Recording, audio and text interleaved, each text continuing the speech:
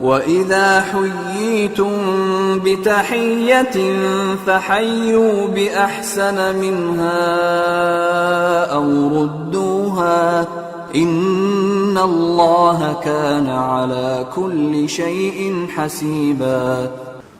وَإِذَا حُيِّيتُم، حَيَّ یحیی کہتے ہیں سلام کرنے کو۔ سلام کرنا اس معنوں میں کہ حیّ کہتے ہیں اس نے اسے دعا دی زندگی کی، اور جب ہم سلام کہتے ہیں یہ بھی سلامتی۔ حیّیتم، جب تم زندگی کی دعا دو، بتحیّۃٍ، کسی کے استقبالیے میں کسی کو تم سلام کرو، جب اس کو دعا دو، فحیّو، تو اسے دعا دو بأحسن منہا، تو جواب میں اس سے بہتر کو ہو۔ کسی نے کہا السلام علیکم، تمہارے لیے سلامتی ہو، تو اسے کہو وعلیکم السلام ورحمۃ اللہ۔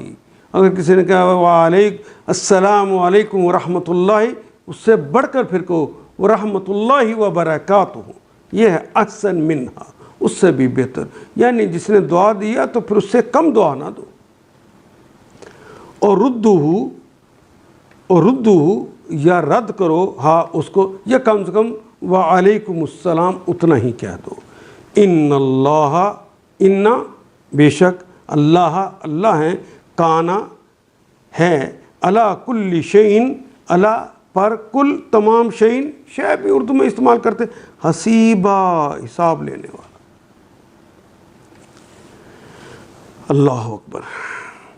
جب کوئی احترام کے ساتھ تمہیں سلام کرے، بتحیّۃ، استقبال کے ساتھ، احترام کے ساتھ کوئی سلام کہے، تو اس کو اس سے بہتر طریقے کے ساتھ جواب دو، یا کم از کم اسی طرح۔ اللہ ہر چیز کا حساب لینے والا ہے۔ ان آیات کو ایک دفعہ پھر تلاوت خود کیجیے، عربی مبین پڑھتے ہوئے دیکھیے، کیا بات پوری اندر اتر رہی ہے؟ کیا یہ اردو کے سانچے میں ڈھلتی گئی ہیں عبارتیں؟